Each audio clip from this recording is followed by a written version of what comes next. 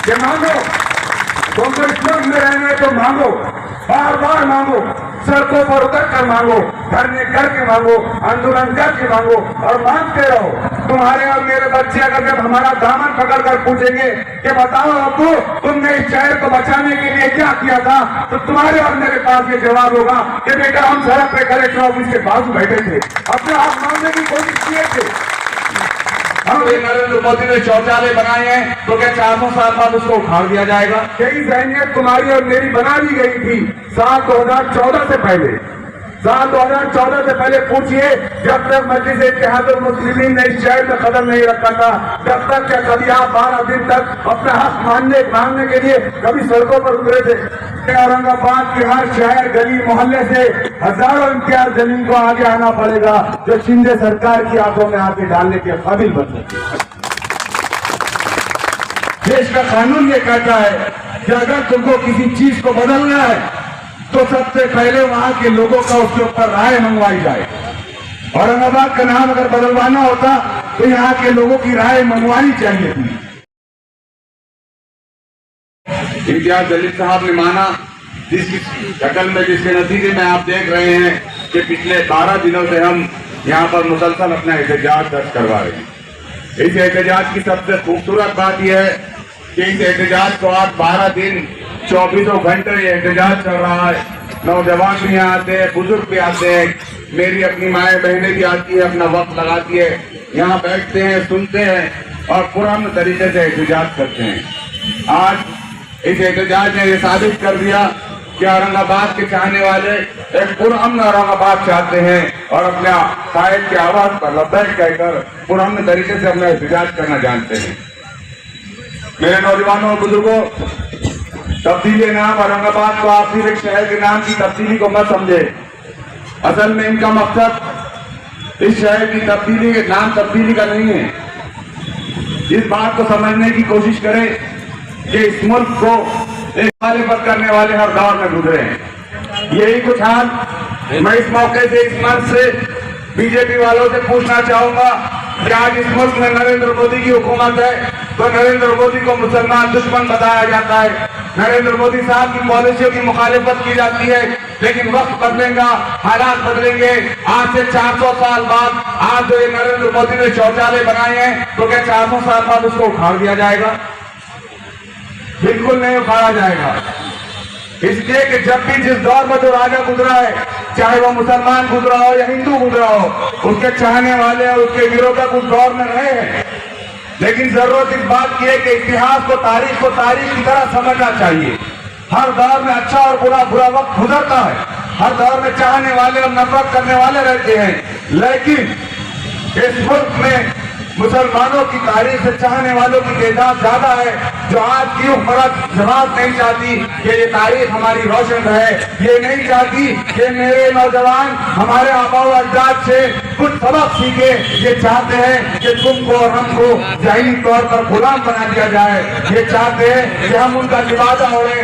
ये चाहते हैं कि वो जो बोले हम वो खाए, वो जो बोली बोले वो जुबान हम बोले, वो जो पहने वो हम पहने।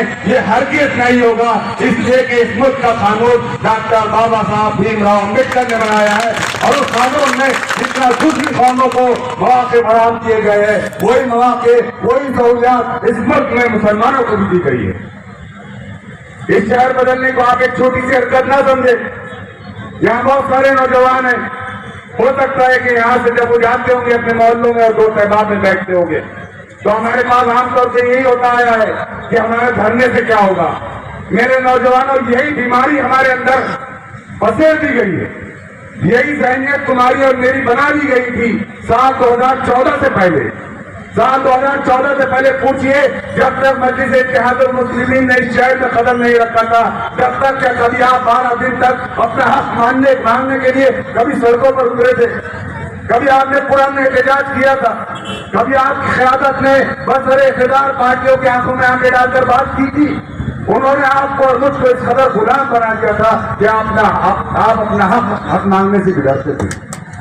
लेकिन कुर्बान जाइए, अल्लाह रब्बुल इज्जत का एहसान है कि जिसने एक ऐसी लीडरशिप, एक ऐसी क़यादत को इस शहर में भेजा कि जिसने इन बसरे इक़्तिदार पार्टियों की आंखों में आंखें डालकर अपना हक मांगने की और हक छीनने की बात खुद ने की और हमें भी सिखा रहा है कि मांगो, तुमको इस मुल्क में रहना है तो मांगो, बार बार मांगो, सड़कों पर उतर कर मांगो, धरने करके मांगो, आंदोलन करके मांगो और मांगते रहो।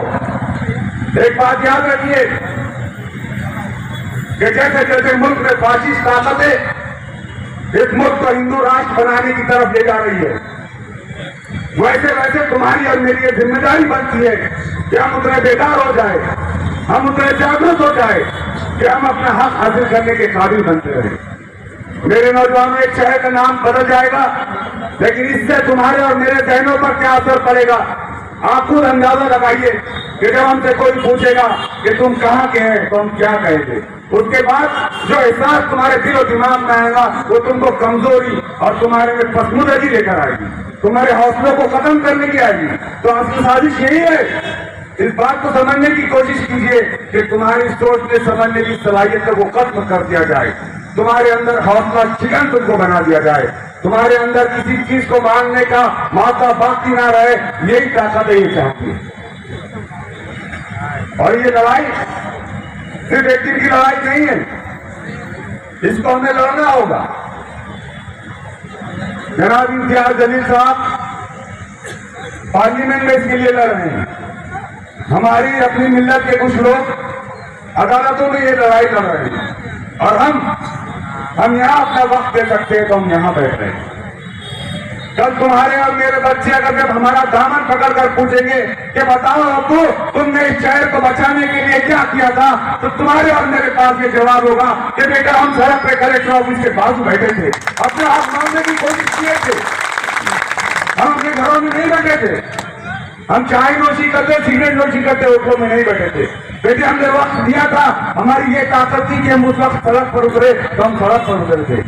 इम्तियाज जलील की ये ताकत थी कि वो पार्लियामेंट में बोले तो वो पार्लियामेंट में बोलता था, कुछ लोगों की ये ताकत थी कि वो अदालतों का रुख करे तो वो अदालतों में लड़ते थे। ये हमें अपनी नस्लों को बताने का मौका मिलेगा। इस लड़ाई को आप मामूली लड़ाई न समझे और मुसलसल लड़ते रहे। सिर्फ बात औरंगाबाद की नहीं मेरे नौजवानों, इस मुल्क में और इस शहर में आपको शाना बशाना अगर दीगर कौमों के मुकाबले खड़े रहना है तो अपनी क़यादत को हमको मजबूत करना पड़ेगा। बार बार इम्तियाज जलील साहब एक बात कहते हैं कि एक अकेला इम्तियाज जलील क्या करेगा, बल्कि जरूरत इस बात की है कि औरंगाबाद के हर शहर गली मोहल्ले से हजारों इम्तियाज जलील को आगे आना पड़ेगा जो शिंदे सरकार की आंखों में आके डालने के काबिल बन सके। ये जो एहतजाज का जज्बा तुम्हारे और मेरे दरमियान, तुम्हारे और मेरे दिलों में आया, इसका अगर क्रेडिट किसी को जाता है तो मजलिस इत्तेहादुल मुस्लिमीन को जाता है। मैं आज मजलिस की तरफदारी इसलिए नहीं कर रहा हूं कि मैं सियासत हूं, मैं पिछले 16 साल से पत्रकारिता करता हूं, जर्नलिज्म कर रहा हूं, लेकिन साल 2014 से पहले मैंने औरंगाबाद के बड़े बड़े मुस्लिम कायदीन को जालना रोड के एक ऑफिस पर हाथ बांध के खड़े रहते देखा।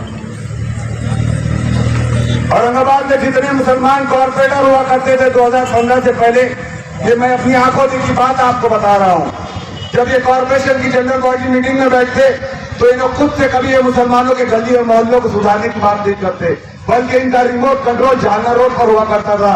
वो सियासी आका इनको जो बोलता था ये वही बात जो है तो महानगर पालिका में किया करते थे।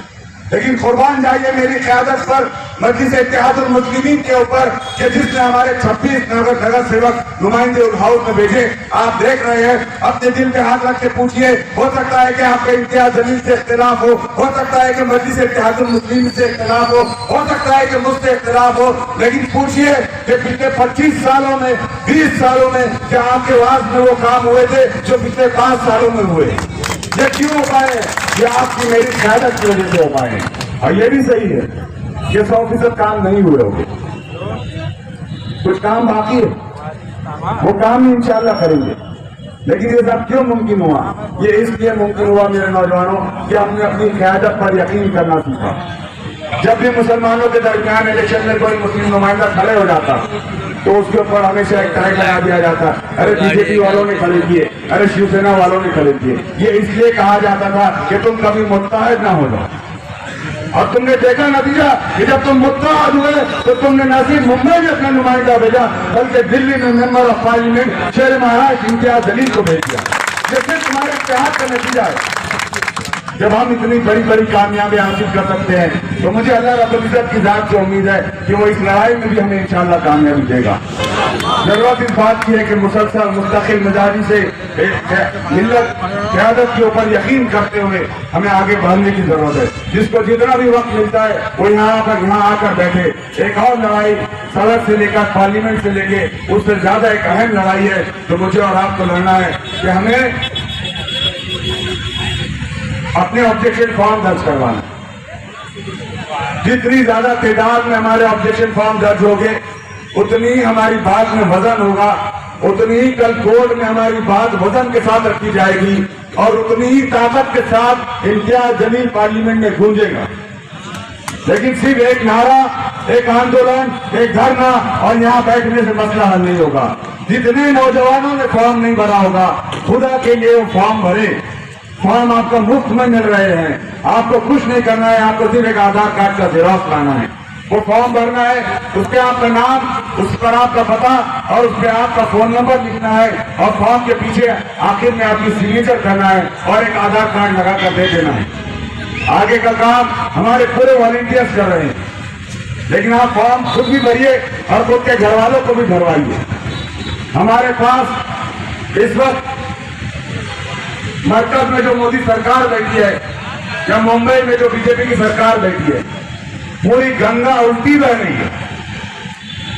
ये इतनी बात करते हैं देशभक्ति की और देश से मोहब्बत की।